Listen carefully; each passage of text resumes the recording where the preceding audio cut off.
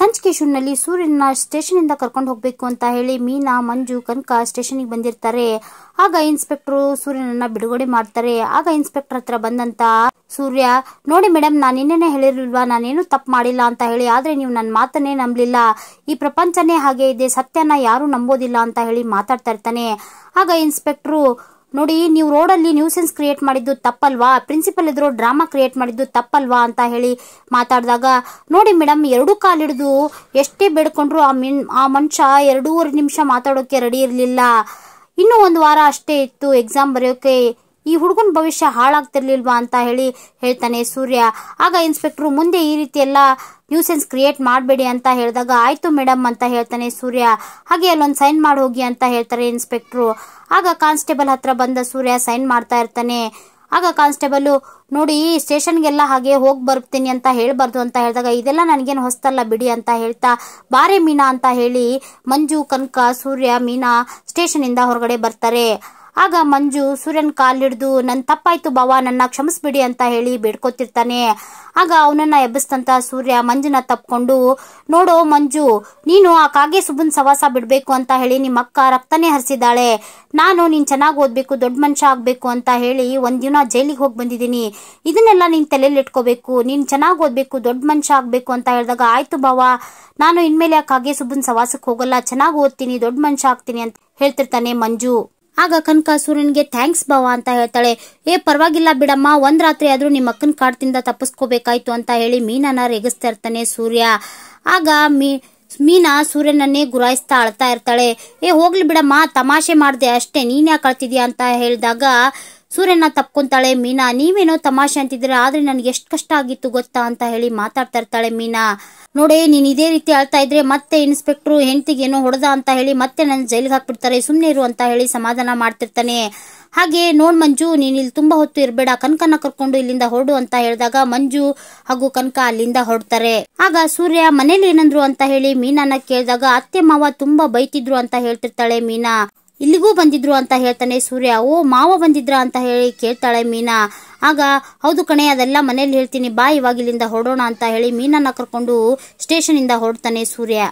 ಮನೆ ಮೆಟ್ಲಲ್ಲಿ ತಿಂಡಿ ತಿಂತ ಕುಳಿತಂತ ಶಾಂತಿ, ಎಷ್ಟ್ ತಿಂದ್ರು ಈ ಹೊಟ್ಟೆಗೆ ಸಾಕಾಗ್ತಾನೆ ಇಲ್ಲ, ಹೊಟ್ಟೆ ಬೆನ್ನಿಗೆ ಅಂಟ್ಕೊಂಡಂಗ ಆಗ್ಬಿಟ್ಟಿದೆ, ಏನ್ ಮಾಡೋದು ಅಂತ ಹೇಳಿ ಗುಣಗ್ತಾ ಇರ್ತಾಳೆ. ಅದೇ ಸಮಯಕ್ಕೆ ಸರಿಯಾಗಿ ಹೊರಗಡೆಯಿಂದ ಆಟೋದಲ್ಲಿ ಸೂರ್ಯ, ಮೀನಾ ಬರ್ತಾರೆ. ಅವ್ರನ್ನ ನೋಡಿದಂತ ಶಾಂತಿ ತಕ್ಷಣ ತನ್ನ ಕೈಯಲ್ಲಿರೋ ತಟ್ಟೆನ ಅಲ್ಲೇ ಇಟ್ಟು ಓಡೋಡಿ ಒಳಗಡೆ ಹೋಗ್ತಾಳೆ. ಹೊರಗಡೆ ಬಂದ ಶಾಂತಿ ರಂಗೋಲಿ ಡಬ್ಬಿನ ಹಿಡ್ಕೊಂಡ್ಬಂದು, ಈ ಮನೇಲಿ ಎಲ್ಲ ಕೆಲಸನೂ ನಾನೇ ಮಾಡ್ಬೇಕು, ತುಂಬಾ ಸುಸ್ತಾಗ್ತಿದೆ ಅಂತ ಹೇಳಿ ಗುಣಗ್ತಾ ಹೊರಗಡೆ ಬರ್ತಾಳೆ. ಶಾಂತಿನ ನೋಡಿದಂತ ಮೀನಾ, ಅತ್ತೆ, ನೀವ್ ರಂಗೋಲಿ ಹಾಕ್ತಿದ್ದೀರಾ, ತಗೊಂಬನ್ನಿ ನಾನ್ ಹಾಕ್ತೀನಿ ಅಂತ ಹೇಳಿದಾಗ, ಏನೇ ಎಷ್ಟಾಯ್ತೆ ಟೈಮು, 11 ಗಂಟೆ ಆಯ್ತು, ಇನ್ನೆಲ್ಲ ನೀರ್ ನೋಡಿಲ್ಲ, ರಂಗೋಲಿ ನೋಡಿಲ್ಲ, ಇದೇನ್ ಸಂಸಾರಸ್ತ್ರ ಮನೇನಾ ಅಥವಾ ಸಂತಸ್ತ್ರ ಮನೇನಾ ಅಂತ ಹೇಳಿ ಮೀನಾಗೆ ಬೈತಿರ್ತಾಳೆ. ಅದು ಅತ್ತೆ, ನಾನು ಸ್ಟೇಷನ್ಗೆ ಹೋಗಿದ್ದೆ ಇವ್ರನ್ನ ಕರ್ಕೊಂಡ್ ಬರಕಂತ ಹೇಳಿ ಮೀನಾ ಹೇಳಿದಾಗ, ಹೋಗ್ತೀಯಮ್ಮ, ನೀನು ಹೋಗ್ತೀಯಾ, ಮುತ್ತೈದೆ ಹೆಣ್ಮಕ್ಳು ಬೃಂದಾವನನೋ ದೇವಾಲಯನೋ ಅಂತ ಹೋಗೋದನ್ನ ನಾನು ನೋಡಿದ್ದೀನಿ, ಆದ್ರೆ ಪೊಲೀಸು ಸ್ಟೇಷನ್ ಅಂತ ಅಲ್ದಾಡೋರ್ನ ಯಾರು ನೋಡಿಲ್ಲ, ನಿನ್ನೆ ನೋಡ್ತಾ ಇರೋದು ಅಂತ ಹೇಳಿ ಮೀನಾಗೆ ಬೈತಿರ್ತಾಳೆ. ಆಗ ಅಲ್ಲಿಗೆ ರೋಹಿಣಿ, ಮನೋಜನು ಬರ್ತಾರೆ. ಆಗ ಮನೋಜ, ಏನಮ್ಮ ನೀನು ಎದ್ದು ಎಷ್ಟೊತ್ತಾಯ್ತು, 1 ಲೋಟ ಕಾಫಿ ಕೊಡೋಕ್ಕೂ ಬರಲ್ವಾ, ನಿಮ್ಗೆಲ್ಲ ಯಾವಾಗ ಬುದ್ಧಿ ಬರುತ್ತೆ ಅಂತ ಹೇಳಿ ಬೈತಾ ಇರ್ತಾನೆ. ಆಗ ಶಾಂತಿ, ನಾನೇನೋ ಮಾಡ್ಲಿ, ಇವತ್ತೆಲ್ಲ ಕೆಲಸ ನನ್ನ ತಲೆ ಮೇಲೆ ಬಿದ್ದ್ಬಿಟ್ಟಿದೆ ಅಂತ ಹೇಳಿ ಗುಣಗ್ತಾ ಇರ್ತಾಳೆ. ಆಗ ಕೋಪಗೊಂಡಂತ ಸೂರ್ಯ, ಏನೋ ನಿನ್ ಹೆಂಡತಿಗೆ 1 ಲೋಟ ಕಾಫಿನೂ ಮಾಡಕ್ ಬರಲ್ವೇನೋ ಅಂತ ಹೇಳಿ ಕೇಳಿದಾಗ, ಬರುತ್ತೋ, ನಾನೇ ಬೇಡ ಅಂತ ಹೇಳಿದೀನಿ ಅಂತ ಹೇಳಿ ಮನೋಜ ಹೇಳ್ತಾನೆ. ಯಾವ ಖುಷಿಗೂ ಅಂತ ಹೇಳಿ ಸೂರ್ಯ ಕೇಳಿದಾಗ, ದೊಡ್ಡ ಬಿಸ್ನೆಸ್ ಮ್ಯಾನ್ ಹೆಂಡತಿ ಅಲ್ವಾ, ಆರಾಮಾಗಿರ್ಲಿ ಅಂತ ಹೇಳ್ತಿದೀನಿ ಅಂತ ಹೇಳಿ ಮನೋಜ ಹೇಳಿದಾಗ ಸೂರ್ಯನ್ಗೆ ತುಂಬಾ ಕೋಪ ಬರುತ್ತೆ. ಏನೋ ನೀನು, ತಾಯಿ ಹಾಳಾಗಿರ್ಲಿ, ಊರೇ ಹಾಳಾಗಿರ್ಲಿ, ಮೆನ್ನು ಉಮ್ಮೆನ್ನು ಮಾತ್ರ ಆರಾಮಾಗಿರ್ಬೇಕು ಅಷ್ಟೇ ಅಲ್ವಾ ಅಂತ ಹೇಳಿ ಮಾತಾಡ್ತಿರ್ತಾನೆ. ನೀನೇನೋ ಅದನ್ನ ಮಾತಾಡೋದು, ಮನೆ ಮರ್ಯಾದನ ಸ್ಟೇಷನ್ ನಲ್ಲಿ ಅಡ ಇಟ್ಟು ಬಂದಿದೀಯಾ, ನಿನ್ನಂತವ್ರು ಬುದ್ಧಿ ಹೇಳ್ಬಾರ್ದು ಅಂತ ಹೇಳಿ ಮನೋಜ ಹೇಳ್ತಾ ಇರ್ತಾನೆ. ಆಗ ಸೂರ್ಯ, ನಾನೇನೋ ಮನೆ ಮರ್ಯಾದೆ ತೆಗೆಯುವಂತ ಕೆಲಸ ಮಾಡಿದೀನಿ ಅಂತ ಹೇಳಿ ಕೇಳ್ತಿರುವಾಗ ಅಲ್ಲೇ ನಿಂತಿರುವ ಶಾಂತಿ, ನೀನೇನು ರಾಯರ್ ಮಠಕ್ಕೆ ಹೋಗಿ ಬಂದಿಲ್ಲಪ್ಪ, ಪೊಲೀಸ್ ಸ್ಟೇಷನ್ಗೆ ಹೋಗಿ ನಮ್ಮ ಮನೆ ಮರ್ಯಾದಿನ ಹಾಳು ಮಾಡ್ಬಿಟ್ಟು ಬಂದಿದ್ಯಾ ಅಂತ ಹೇಳಿ ಸೂರ್ಯನ್ಗೆ ಬೈತಾ ಇರ್ತಾಳೆ. ಆಗ ಅದೇ ಸಮಯಕ್ಕೆ ಸರಿಯಾಗಿ ರಂಗನಾಥ್ ಅವರು ಅಲ್ಲಿಗೆ ಬರ್ತಾರೆ. ಆಗ ರಂಗನಾಥ್ ಅವ್ರನ್ನ ನೋಡಿದಂತ ಶಾಂತಿ, ನೋಡ್ರಿ, ಇಲ್ಲಿ ನಿಮ್ ಮಗ ಮನೆ ಮರ್ಯಾದೆನ ಸಮಾಧಿ ಮಾಡ್ಬಿಟ್ಟು ಬಂದ್ಬಿಟ್ಟು ಅದನ್ನ ಕೇಳಿದ್ರೆ ಸಮರ್ಥಿಸ್ಕೊಳ್ತಾ ಇದ್ದಾನೆ ಅಂತ ಹೇಳಿ ಮಾತಾಡ್ತಾ ಇರ್ತಾಳೆ. ಆಗ ಸೂರ್ಯ, ಏನೋ ಪೆಂಗೆ ನೀನು, ಅಮ್ಮ ನಿಂಗೆ ಕಾಫಿ ಮಾಡ್ಕೊಡ್ಬೇಕು, ಹೆಂಡ್ತಿನ ಮಾತ್ರ ಸುಧಾರಿಸ್ಕೊ ಅಂತ ಹೇಳ್ತಿದ್ಯಲ್ಲ ಅಂತ ಹೇಳಿ ಮನೋಜನ್ಗೆ ಬೈತಿರುವಾಗ ಅವನ್ ಮಾತ್ ಬಿಟ್ಟಾಕೋ ಮನೋಜ, ನಿನ್ಗೇನೋ ಕಾಫಿ ಬೇಕಲ್ವಾ, ನಾನ್ ಮಾಡ್ಕೊಡ್ತೀನಿ ಬಾ ಅಂತ ಹೇಳಿ ಶಾಂತಿ ಮನೋಜನ್ನ ಹಾಗೂ ರೋಹಿಣಿನ ಕರ್ಕೊಂಡು ಅಲ್ಲಿಂದ ಹೊರಡ್ತಾಳೆ. ಆಗ ರಂಗನಾಥ್ ಅವ್ರ ಹತ್ರ ಬಂದ ಸೂರ್ಯ, ಅಪ್ಪ ನೀನ್ ಯಾವಾಗಪ್ಪ ಬಂದಿದ್ದು ಅಂತ ಕೇಳ್ತಾನೆ. ಆಗ ರಂಗನಾಥ್ ಅವರು ಏನು ಮಾತಾಡ್ತಾನೆ ಇರಲ್ಲ. ಅದನ್ನ ನೋಡಿದಂತ ಸೂರ್ಯ ಮೀನನಿಗೆ ತುಂಬಾ ಬೇಜಾರಾಗುತ್ತೆ.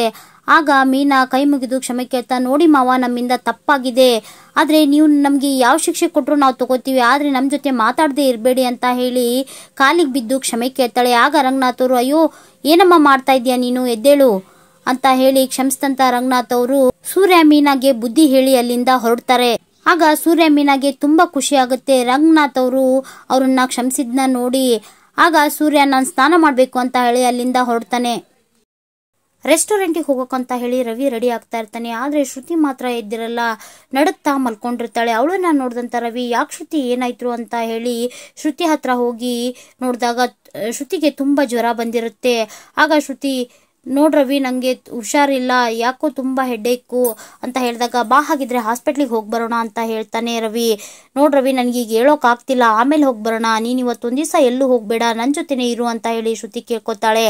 ಆಗ ರವಿ, ಆಗಲ್ಲ ಶ್ರುತಿ, ಇವತ್ತು ಕಾರ್ಪೊರೇಟ್ ಎಂಪ್ಲಾಯೀಸ್ ನಮ್ ಡೈನಿಂಗ್ ಏರಿಯಾಕ್ಕೆ ಬರ್ತಿದ್ದಾರೆ, ಅವ್ರು ಏನ್ ಕೇಳ್ತಾರೋ ಅದನ್ನೆಲ್ಲ ಮಾಡ್ಬೇಕು ಅಂತ ಹೇಳಿದಾಗ, ಏನ್ ರವಿ ನೀನು, ಹೆಂಡತಿಗೆ ಹುಷಾರಿಲ್ಲ ಅಂದ್ರು ಅವ್ರು ಕೇಳಲ್ವಾ ಅಂತ ಹೇಳಿದಾಗ, ಇಲ್ಲ ಶ್ರುತಿ, ನಾವಿರೋದು ಜಾಯಿಂಟ್ ಫ್ಯಾಮಿಲಿ ಅಂತ ಹೇಳಿ ಅವ್ರು ಚೆನ್ನಾಗ್ ಗೊತ್ತು, ಹಾಗಾಗಿ ಯಾರೊಬ್ರಾದ್ರೂ ನೋಡ್ಕೊಂತಾರೆ, ನೀವು ಬನ್ನಿ ಅಂತ ಹೇಳ್ತಾರೆ, ಅದನ್ನ ಕೇಳಿಸ್ಕೊಳೋ ಬದಲು ನಾವೇ ಹೋಗೋದು ಒಳ್ಳೇದು ಅಂತ ಹೇಳಿದಾಗ, ಏನ್ ರವಿ ನೀನು, ನಾನಿನ್ ಹೆಂಡ್ತಿ, ನನಗ್ ಹುಷಾರಿಲ್ಲ ಅಂದ್ರು ನೀನ್ ಕೆಲ್ಸಕ್ಕೆ ಹೋಗದೆ ಇರೋಕ್ ಆಗ್ತಿಲ್ವಲ್ಲ ಅಂತ ಹೇಳಿದಾಗ, ನೋಡ್ ಶ್ರುತಿ, ನಿನಗಲ್ಲ, ನನಗ್ ಹುಷಾರಿಲ್ಲ ಅಂದ್ರು ನಾನು ಹೋಗ್ಲೇಬೇಕು ಅಂತ ಹೇಳಿ ಮಾತಾಡ್ತಿರ್ತಾನೆ ರವಿ. ಹಾಗೆ ನೋಡ್ ಶ್ರುತಿ, ನಾನು ಅತ್ತಿಗೆ ಹೇಳಿರ್ತೀನಿ, ಮೀನಾ ಅತ್ತಿಗೆ ನಿನ್ನ ತುಂಬಾ ಚೆನ್ನಾಗಿ ನೋಡ್ಕೊತಾರೆ, ಅವರು ನಿನ್ನ ಹೆತ್ತ ತಾಯಿಗಿಂತ ಚೆನ್ನಾಗಿ ನೋಡ್ಕೊತಾರೆ, ಈಗ ನನ್ನ ಅವಶ್ಯಕತೆಗಿಂತ ಅವ್ರ ಅವಶ್ಯಕತೆನೆ ಜಾಸ್ತಿ ಇರೋದು, ತಗೋ ಇಲ್ಲಿ ಟ್ಯಾಬ್ಲೆಟ್ ಬಾಂಬ್ ಇಟ್ಟಿದ್ದೀನಿ, ಇದನ್ನ ಹಚ್ಕೋ ಅಂತ ಹೇಳ್ತಾ, ನಾನು ಹೊರಡ್ತೀನಿ, ನಿನ್ಗೇನಾದ್ರೂ ತೊಂದರೆ ಆದ್ರೆ ನನಗೆ ಫೋನ್ ಮಾಡು, ನಾನು ಅತ್ತಿಗೆ ಹೇಳ್ತೀನಿ ಅಂತ ಹೇಳ್ತಾ ರವಿ ಅಲ್ಲಿಂದ ಹೊರಡ್ತಾನೆ.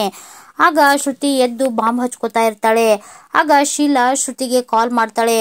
ಆಗ ಶ್ರುತಿ, ಹೇಳಮ್ಮ ಅಂತ ಹೇಳಿದಾಗ, ಏನಮ್ಮ ಹಾಗೆ ಕಾಲ್ ಮಾಡಿದ್ದೆ, ಟಿಫನ್ ಆಯ್ತಾ ಅಂತ ಹೇಳಿ ಕೇಳ್ತಾಳೆ ಶೀಲಾ. ಅಯ್ಯೋ ಅಮ್ಮ, ಬಾಂಬ್ ಹಚ್ಕೋತಾ ಇದ್ದೀನಿ, ನನಗೆ ಹುಷಾರಿಲ್ಲ, ಫೀವರ್ ಬಂದಿದೆ, ಕ್ಲೈಮೇಟ್ ಚೇಂಜ್ ಆಗಿದೆ ಅಲ್ಲ, ಅದಕ್ಕೋಸ್ಕರ ಅಂತ ಹೇಳ್ತಾಳೆ ಶ್ರುತಿ. ರವಿನ ಕರ್ಕೊಂಡು ಈಗಲೇ ಹಾಸ್ಪಿಟ್ಲಿಗೆ ಹೋಗು, ನೆಗ್ಲೆಕ್ಟ್ ಮಾಡ್ಬೇಡ ಅಂತ ಹೇಳ್ತಾಳೆ ಶೀಲಾ. ಅಯ್ಯೋ ಅಮ್ಮ, ಅವನು ರೆಸ್ಟೋರೆಂಟಿಗೆ ಹೋಗಿದ್ದಾನೆ ಅಂತ ಹೇಳ್ತಾಳೆ ಶ್ರುತಿ. ಏನು ಹೆಂಡತಿಗೆ ಹುಷಾರಿಲ್ಲ ಅಂದ್ರು ರೆಸ್ಟೋರೆಂಟಿಗೆ ಹೋಗಿದ್ದಾನ, ಅಷ್ಟು ದೊಡ್ಡ ಹೋಟ್ಲಲ್ಲಿ ಅವನೊಬ್ಬನೇನ ಅಡಿಗೆಯವನು ಅಂತ ಹೇಳಿ ರವಿ ಬಗ್ಗೆ ಕೀಳಾಗಿ ಮಾತಾಡ್ತಾಳೆ ಶೀಲಾ. ಆಗ ಶ್ರುತಿಗೆ ಕೋಪ ಬರುತ್ತೆ. ನೋಡಮ್ಮ, ಅವನು ಅಡಿಗೆಯವನಲ್ಲ, ಶಫು ಅಂತ ಹೇಳ್ತಾಳೆ. ಇಬ್ರು ಒಂದೇ ಕಣೆ, ಮೊದಲು ಅವನ್ನ ಕರ್ಕೊಂಡು ಹಾಸ್ಪಿಟ್ಲಿಗೆ ಹೋಗು, ಇಲ್ಲ ಒಂದ್ ಕೆಲಸ ಮಾಡು, ನೀನ್ ರೆಡಿ ಆಗು, ನಾನೇ ಬಂದು ನಿನ್ನ ಕರ್ಕೊಂಡು ಹೋಗ್ತೀನಿ ಅಂತ ಹೇಳ್ತಾಳೆ ಶೀಲಾ. ಆಗ ಶ್ರುತಿ, ಅದೇನು ಬೇಡಮ್ಮ, ರವಿ ಬಂದ್ಮೇಲೆ ನಾನೇ ಹೋಗ್ತೀನಿ, ನೀನೇನು ತೊಂದರೆ ತಗೊಳೋದು ಬೇಡ, ಪದೇ ಪದೇ ನನ್ ಕಾಲ್ ಮಾಡಿ ಇರಿಟೇಟ್ ಮಾಡಬೇಡ ಅಂತ ಹೇಳ್ತಾ ಕಾಲ್ ಕಟ್ ಮಾಡ್ತಾಳೆ ಶ್ರುತಿ. ಈ ಕಡೆ ಶೀಲಾ, ಇದೇ ಒಳ್ಳೆ ಟೈಮು, ಈ ಸಿಚುವೇಶನ್ ನಾನು ಯುಟಿಲೈಸ್ ಮಾಡ್ಕೊಳ್ಳೇಬೇಕು ಅಂತ ಹೇಳಿ ನಗ್ತಾ ಇರ್ತಾಳೆ. ಈ ಕಡೆ ಮನೆಗೆ ಮೀನಾ ಚಿಕ್ಕಪ್ಪ ಚಿಕ್ಕಮ್ಮ ಮಾವ ಬಂದಿರ್ತಾರೆ. ಅವ್ರನ್ನ ನೋಡಿ ಮೀನಾಗೆ ತುಂಬಾ ಖುಷಿ ಆಗುತ್ತೆ. ಆಗ ಅವ್ರನ್ನ ಒಳಗಡೆ ಕರೆದ ಮೀನಾ ಅವ್ರನ್ನ ವಿಚಾರಿಸ್ಕೊತಾಳೆ. ಆಗ ಮೀನಾ ಚಿಕ್ಕಪ್ಪ, ಏನಮ್ಮ ಮನೇಲಿ ಯಾರು ಕಾಣ್ತಿಲ್ವಲ್ಲ, ಎಲ್ಲಿ ಹೋಗಿದ್ದಾರೆ ಅಂತ ಕೇಳಿದಾಗ, ಇವರು ಹೊರಗಡೆ ಕೆಲ್ಸಕ್ಕೆ ಹೋಗಿದ್ದಾರೆ, ಅತ್ತೆ ಮಾವ ಹೊರಗಡೆ ಹೋಗಿದ್ದಾರೆ ಅಂತ ಹೇಳ್ತಾಳೆ ಮೀನಾ. ಆಗ ಮೀನಾ ಚಿಕ್ಕಮ್ಮ, ಏನಮ್ಮ ನಿನ್ನನ್ನ ಮದ್ವೆಲೇ ನೋಡಿದ್ದು, ಮತ್ತೆ ಇವಾಗ್ಲೇ ನೋಡ್ತಿರೋದು, ಹೇಗಿದ್ಯಾ, ಗಂಡನ ಮನೇಲಿ ನಿನ್ನ ಚೆನ್ನಾಗಿ ನೋಡ್ಕೋತಿದ್ದಾರ ಅಂತ ಕೇಳಿದಾಗ, ಹ್ಞೂ ಚಿಕ್ಕಮ್ಮ, ನಾನು ಚೆನ್ನಾಗೇ ಇದ್ದೀನಿ, ಇಲ್ಲೂ ನನ್ನ ಚೆನ್ನಾಗಿ ನೋಡ್ಕೋತಿದ್ದಾರೆ ಅಂತ ಹೇಳಿ ಹೇಳ್ತಿರ್ತಾಳೆ ಮೀನಾ.